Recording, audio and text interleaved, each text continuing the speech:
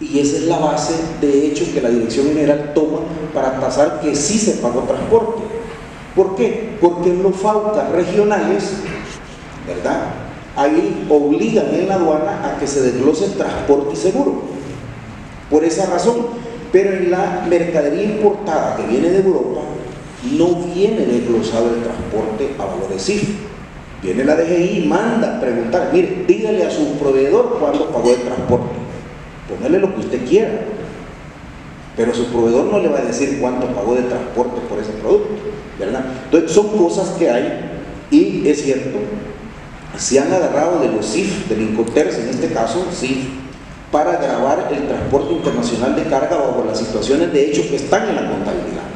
Y hacen el detalle, ¿verdad?, de que en el retraseo existe transporte y por lo cual se pagó eso, ¿verdad? No sé si quiere agregar algo. Sí, quizás, nada de lo que ustedes han comentado, yo pensaría que también aparte de lo que está asumiendo de hecho la administración tributaria, también está claro que están violentando los principios generales que ella misma ha establecido en el artículo 3 del Código Tributario, donde le dice que sus actuaciones deben estar basadas en el principio de legalidad.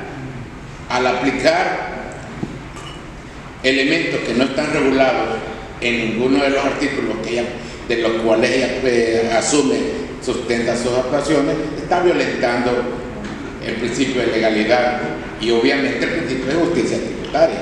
Porque si objetar un transporte solo porque no retuvo, no estando obligado en base a ninguno de las bases legales que señala en sus actuaciones, en sus resoluciones, pienso yo que está clarito que aún cuando no soy abogado, siento que la condición legal está violentada en esa parte, de acuerdo a ese artículo que les acabo de mencionar, y que sería lo que redondea esta parte de la improcedencia de esa retención en el transporte internacional cuando se refiere al Incoterms.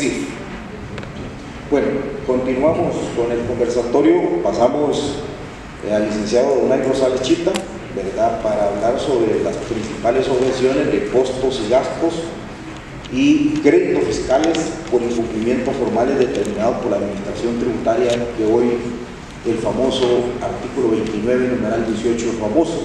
Entonces dejo con ustedes al licenciado Rosales. Muchas gracias, Otto. Gracias al Instituto por la invitación que me hizo, quien sea Oriana, para estar acá compartiendo con tan selecto panel y desde luego los participantes. Quizás previo a comentar algo sobre la temática principal que me han encomendado, nada más agregar algún tópico que recientemente ha salido esta semana en virtud de los decretos de inconstitucionalidad que comentaba el licenciado David Abelardo. Realmente, como dicen, esas sentencias han venido a mover el hormiguero de tal manera de que esta semana ha ingresado una pieza de correspondencia a la Asamblea en donde están promoviendo, hay una iniciativa en donde se está promoviendo de que se archiven los casos, las fiscalizaciones del 2014 y 2015. Aparentemente, de acuerdo a la correlación de fuerzas que se está escuchando en los pasillos, como que es muy probable que lo aprueben. Desde luego esa iniciativa va orientada única y exclusivamente a aquellos casos en donde las unidades de audiencia no han dado abasto para poder aperturar, porque como bien lo comentaba el licenciado Otto, andan a la carrera notificando y se andan equivocando hasta el nombre. Entonces dicen, no, mira, pongamos un alto, que aquí, aunque trabajemos 24 horas, el tema es que la papa caliente la tienen esas áreas. Y un poco para mitigar responsabilidad hacia esas áreas y concretamente la Dirección General de Impuestos Internos, que ha surgido esta iniciativa. Lógicamente eso puede tener muchas lecturas políticas, económicas e inclusive algunos intereses ocultos, mencionan por ahí, ¿verdad? Porque, sin embargo, eso el tiempo lo va a decir, la historia lo va a decir. Bien, hecho este pequeño comentario, ¿verdad?, un par de minutos ahí dentro del tiempo que me han encomendado, La parte de las obligaciones tributarias, desde luego, todos sabemos que están enmarcadas en dos líneas, una parte sustantiva y otra parte de carácter formal. Desde luego esto está vinculado a lo que encontramos y no lo podemos, digamos, desligar de lo que está ya en el artículo 203 del Código Tributario, que plantea, en concreto, se los parafraseo, que le corresponde al sujeto pasivo demostrarle o comprobarle a la administración tributaria los hechos que ellos declaren y desde luego todo aquello que alegue en su favor. Esta disposición, desde luego, es fundamental en el quehacer de fiscalización, porque cuando hablamos de los dos tipos de obligaciones como ramas principales, la parte sustantiva sabemos que todo está ligado al pago. Pero la doctrina, cuando se refiere al aspecto de las obligaciones formales, las explica de tal manera de que una obligación de carácter formal no es más que un procedimiento que debe de ejecutar un sujeto pasivo. Un sujeto pasivo, ya sea en su calidad de contribuyente o en su calidad de responsable. Ahora, la doctrina ha llegado a una, quizás de alguna manera uniforme, que quizás en otras ramas del derecho, cuando se habla de sustancia y de forma, la sustancia predomina sobre la forma. Pero en materia tributaria, decir tajantemente de que la sustancia va a estar sobre la forma, o dicho de otra forma, que lo sustantivo va a predominar sobre lo formal, realmente es bien complicado. Y reitero, ni siquiera los doctrinarios se atreven a decir, no, es que aquí lo que predomina es la parte sustantiva.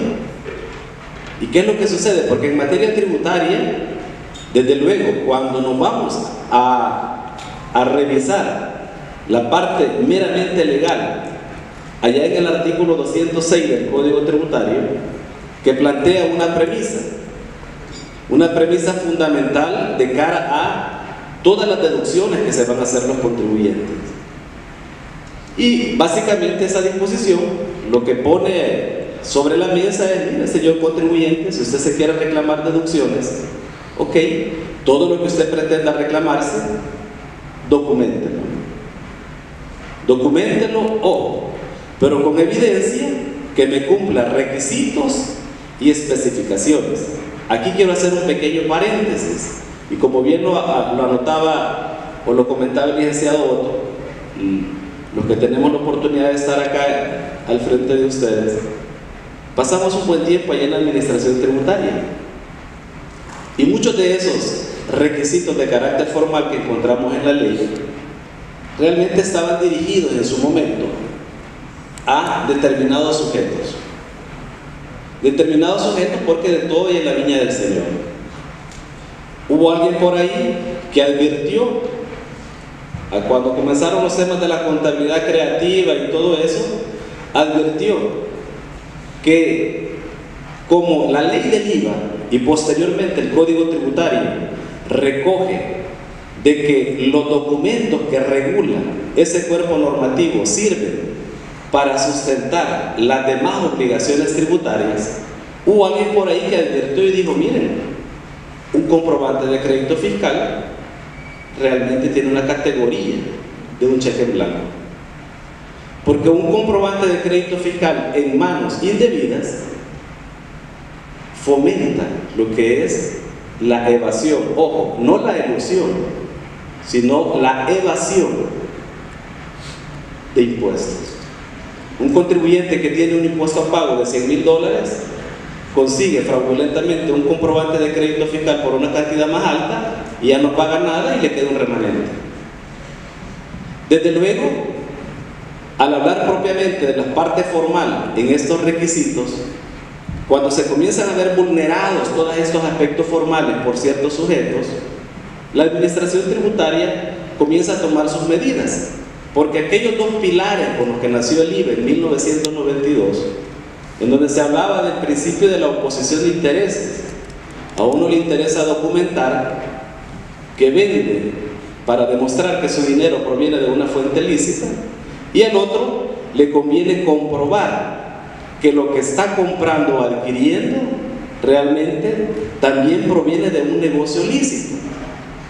El riesgo en esto es que, dado cómo se manejan las cosas a nivel de criterio, la DGI está, de hecho, emitió la guía, así lo dice, independientemente del incoterno.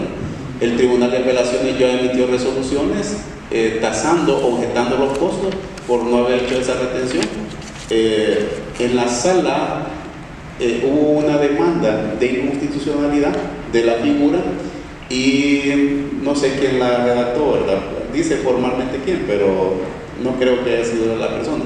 Pero el argumento era el factor territorio, y es decir, ¿cómo me estás reteniendo por un servicio que inició en otro país y aquí solo ha caminado como 50 kilómetros para llegar a la bodega, ¿verdad? Entonces el argumento fue violación del principio de territorialidad, y por lo tanto, como es un servicio que se hace fuera, no debe estar sujeta a la retención. Eso fue el argumento de la demanda. La Corte dijo que no había inconstitucionalidad, sí, en esa parte. Entonces, hay un elemento pendiente todavía que en los contenciosos administrativos no tenemos antecedentes, por lo menos yo no sé. Ok, listo. Cierto con eso, no hay antecedentes en lo contencioso, pero sí los casos están retenidos en el Tribunal de Apelaciones relacionados con el transporte internacional de carga. Partiendo del hecho que el precio de transferencia se va a limitar a ver operaciones entre sujetos relacionados, viene entonces la temática por qué surge. Y en realidad no surge precio de transferencia con la idea de fiscalización, sino que surge con la idea de apoyar el desarrollo de las economías a nivel mundial. ¿Y esto por qué? De los gobiernos del G20. ¿En qué sentido? Pasaba que en la necesidad de aumentar la recaudación de sus jurisdicciones, pero a la vez no afectar la inversión extranjera en sus países, sucedía que había conflictos de doble imposición, y eso alejaba las inversiones en sus países. Los gobiernos entonces se pusieron de acuerdo en cómo comenzar a regular para no afectar al empresario. Y es por eso que ya en una materia más elevada de precio de transferencia se habla de los famosos APAs. ¿Qué son los APAs? Acuerdos anticipados de precios, donde si yo soy una compañía, por ejemplo, que fabrica zapatos en toda Centroamérica y tengo presencia en Centroamérica, hablo con los fiscos de Centroamérica, se hace un acuerdo entre todos para definir cuál va a ser el nivel de tributación que mi compañía va a tener en cada jurisdicción, dependiendo de la actividad, riesgos asumidos en dicha jurisdicción. En otras palabras, ¿por qué hago este comentario?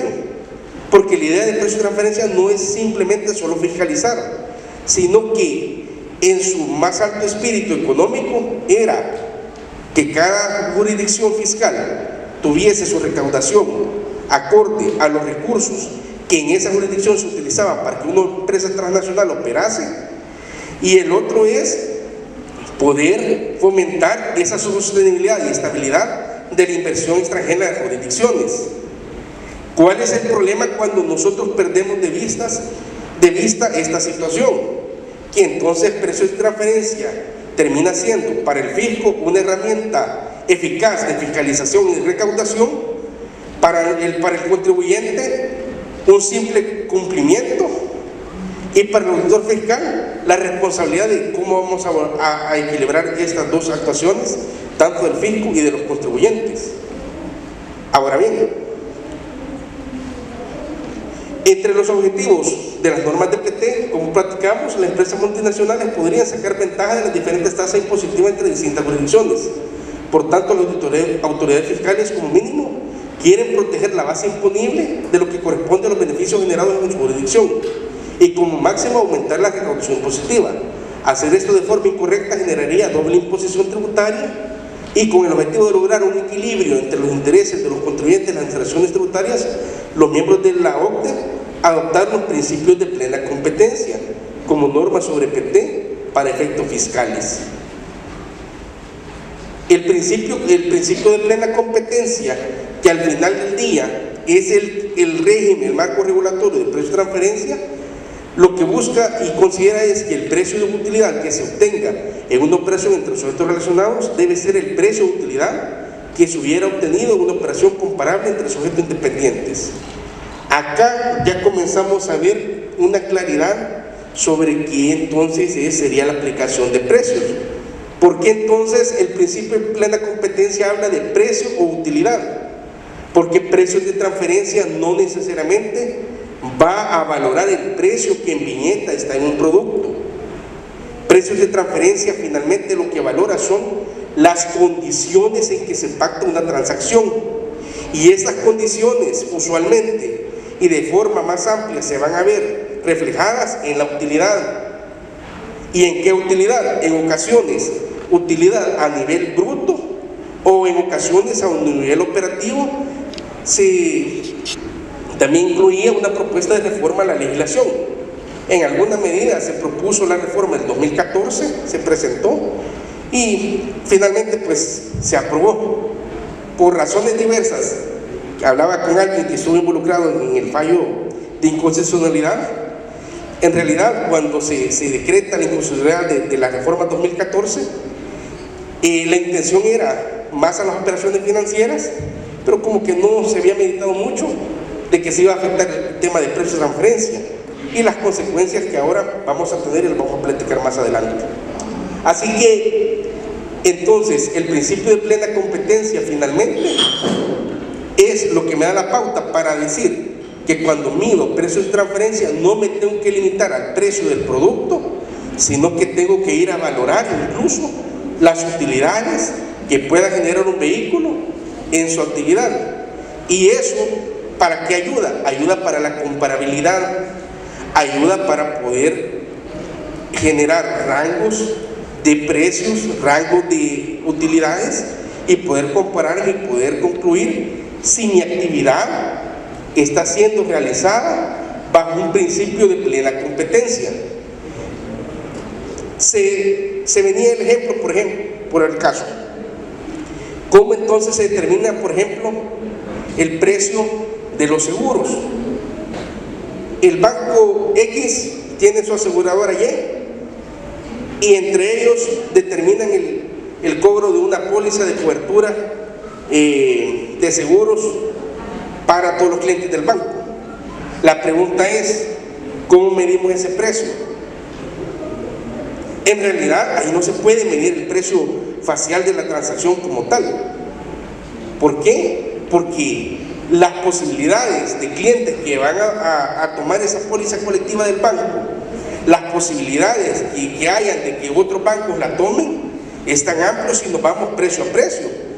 Edad, riesgo, nivel económico, etcétera, pueden afectar. Y entonces, ¿cómo se miden esas transacciones? Al final de esas transacciones, lo que se mide es las condiciones en las cuales se otorga la póliza. Y esos actos adicionales, no, hay metodologías para determinarlo ya avaladas de que eso es lo que se mide. Valorar niveles de rentabilidad en negocios similares a los que realizamos en plena competencia, y que si ese negocio solo se realizase con independientes, el nivel de utilidad que se obtendría. Sobre esos dos parámetros es importante tener en cuenta cuando se valore precio de transferencia. ¿Por qué? Porque posiblemente vamos a estar ante operaciones que no son habituales, y esto es relevante expresarlo, pero que sí han sido celebradas entre sujetos relacionados. Y vamos a estar en otras operaciones que, si bien es cierto, no son habituales, pero sí tienen que seguir la línea de precios de transferencia. Y esto se complica mucho, por ejemplo, cuando se venden acciones, cuando se venden marcas, cuando se venden negocios en marcha. No va a ser lo mismo vender fierros a vender un intangible. Y la segunda función que tiene el aviso es posibilitar las medidas cautelarísimas o medidas provisionalísimas, que son tan urgentes que no pueden esperar el trámite de las medidas cautelares ordinarias, que se responden hasta que la demanda se admite. O sea, son hiper urgentes. Y esto lo ha dicho ya la Cámara de lo Contencioso Administrativo, en mi parecer, bajo una argumentación muy acertada, que no mezclemos básicamente el mensaje que mandan los usuarios. No abusemos de las medidas cautelarísimas. Estas operan en casos de emergencia, cuando están botando un muro y no hay que botarlo, cuando un medicamento no se lo dan a un paciente, o cuando un derecho se ve urgentísimamente necesitado de una tutela, pero no es la ordinariedad de los casos. Aquí no nos vamos a poder ir por aquí. Y aquí viene un factor adicional de eficacia de la nueva jurisdicción. Imagínense ustedes, yo le doy un gran valor a este trámite del aviso de demanda. ¿En qué sentido? La realidad cultural de El Salvador, en muchísimos casos, es que no hay posibilidad de acceso a la información en sede administrativa. Yo mismo he ido a algunas administraciones públicas como administrado a pedir el expediente, y lo que me dicen es: esté en el despacho de uno de los titulares. ¿Y eso qué? Yo necesito ver mi expediente, el que yo soy interesado, que no se le puede prestar cuando están en los despachos. ¿Y cuánto me ha costado ir ese día, a esa hora, a esa institución? O sea, ¿cuánto le cuesta al usuario realmente poder moverse? Entonces, ¿qué pasa con una demanda frágil, con una demanda sin información? Esa demanda puede pasar el examen de admisión, raspado si quiere, pero muy posiblemente no lleve la sustancia necesaria para que en la sentencia definitiva pueda ser objeto de un análisis de fondo, y muy probablemente la sentencia no le va a favorecer. Entonces, ¿qué va a significar esto? Que la suma de demandas frágiles no van a permitir un control de fondo en las actuaciones de las administraciones. Pero si se hace uso de este derecho, y se hace uso bien de este derecho, ¿qué es lo que vamos a tener? Mejores demandas, mejores planteamientos, mejores debates en los procesos, y por lo tanto mejores sentencias, sea que den la razón o que no le den la razón al contribuyente administrado en este caso. Pero 10 años más adelante vamos a tener una suma de sentencias o una jurisprudencia contenciosa administrativa que verdaderamente va a dar un mensaje que le va a decir a la administración: usted ha actuado bien, o usted tiene que actuar por este lado. No ha actuado bien, tiene que enderezar sus criterios de esta forma. ¿Me explico? Y de esa forma la inversión en este nuevo sistema contencioso administrativo habrá sido mejor, habrá sido justificada. Y aquí vieron que se puso la procuración obligatoria. Ya no es dirección de abogados, sino que es procuración obligatoria. Ahí hubo un debate en la misma comisión. Procuración obligatoria, dejamos dirección de abogados.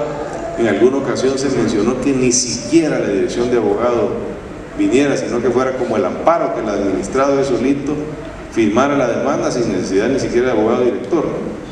Personalmente defendí la procuración obligatoria, no para que los abogados tuviéramos trabajo, no solo para eso.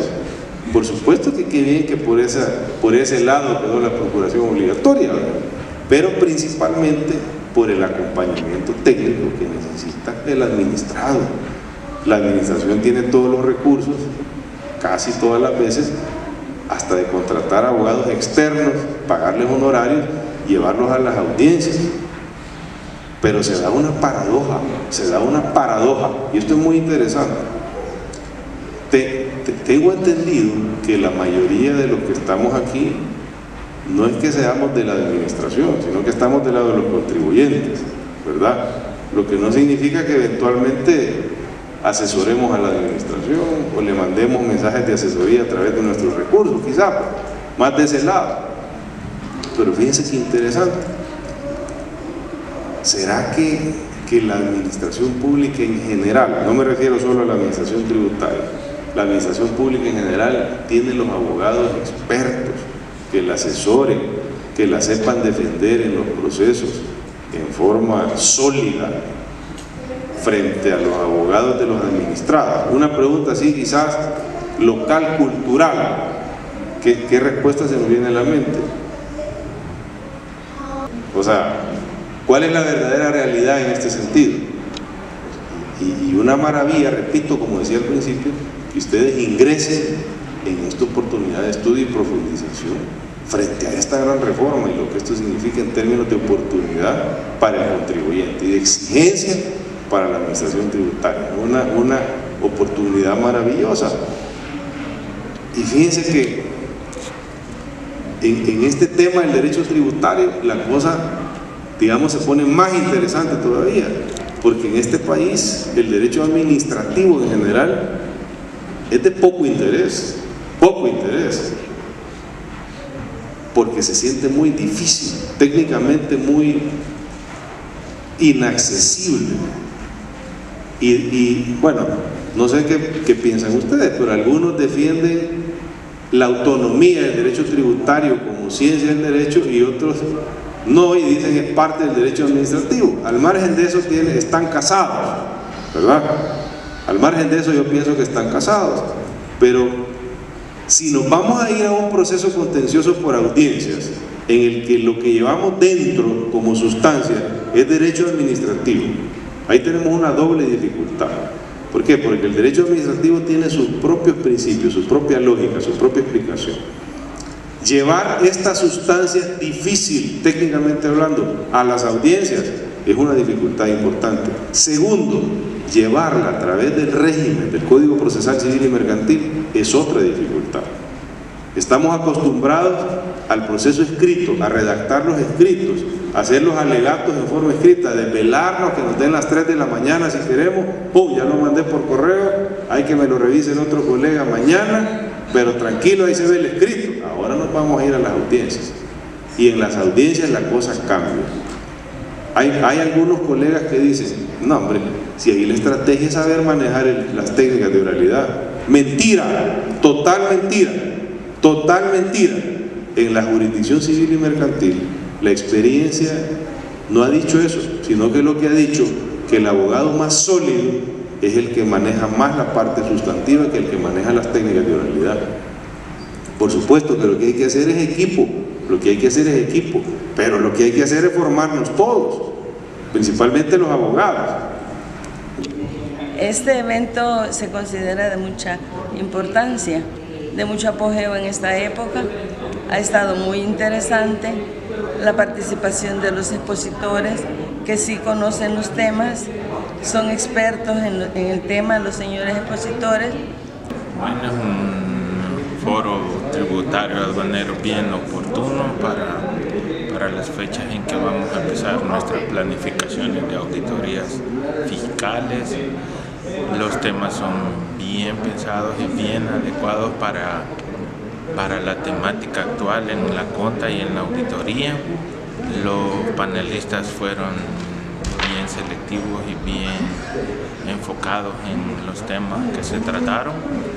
El que haya sido un panel de multidisciplinas bien atinado, y sí, es un foro que ya se necesitaba para empezar a dar los pasos para fortalecer la carrera contable y de auditoría en El Salvador, y sí la necesitamos que se le siga dando continuidad para que se incorpore las generaciones nuevas, los escépticos y los que creen que no mejorar el conocimiento tributario da igual. Invito a todos nuestros colegas contadores en El Salvador, así como a los estudiantes y a los interesados en aprender de leyes y contabilidad aplicada, a que se incorporen a este tipo de foros y debates, como dijo alguien en el pleno. hay que formar un frente ante la administración tributaria, no para someterla a los intereses privados, sino que para decirle que somos actores y que tenemos derechos y obligaciones en ambos lados.